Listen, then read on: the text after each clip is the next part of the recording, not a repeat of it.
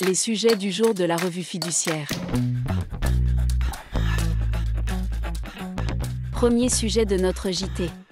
Santé au travail, bientôt de nouveaux modèles d'avis d'aptitude, inaptitude. À l'issue de la plupart des visites réalisées par un professionnel de santé du service de prévention et de santé au travail, SPST, une attestation ou un avis sont remis aux salariés et à l'employeur. Un arrêté du 26 septembre 2024 a mis en place 5 nouveaux modèles. L'attestation de suivi individuel de l'état de santé remise par un professionnel de santé du SPST à l'issue de la plupart des visites médicales. L'avis d'aptitude et l'avis d'inaptitude remis aux salariés en suivi individuel renforcé, à l'issue des visites d'aptitude réalisées à l'embauche par le médecin du travail, et de leur renouvellement périodique. L'avis d'inaptitude que le médecin du travail peut remettre à un salarié à l'issue d'une visite médicale. Et enfin le document préconisant des mesures d'aménagement de poste qui accompagnent notamment l'attestation de suivi individuel ou l'avis d'aptitude. Ces documents devaient entrer en application le 11 octobre 2024.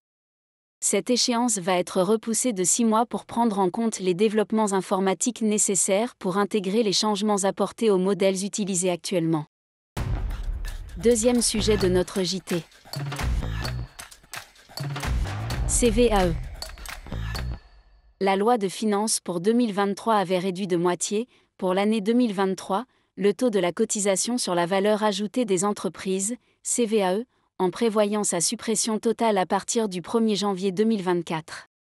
La loi de finances pour 2024 a décidé d'échelonner cette suppression sur 4 ans, sa disparition totale devant intervenir en 2027.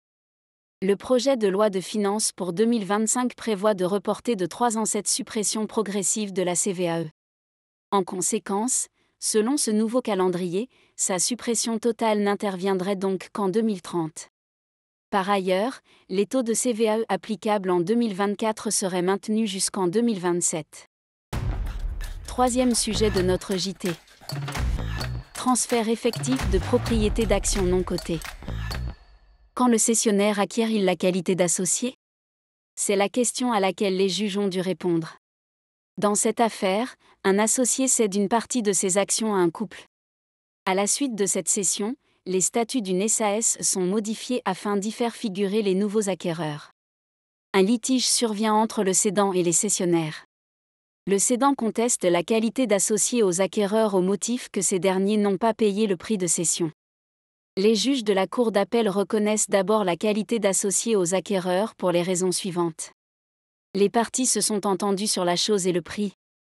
Les statuts modifiés et l'acte de cession ont été déposés au registre du commerce et des sociétés. Les acquéreurs ont été convoqués aux assemblées.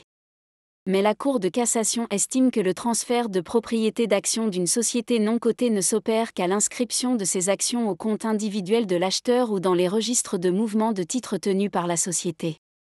En conséquence, la modification des statuts et la convocation aux assemblées ne suffisent pas à prouver la qualité d'associé.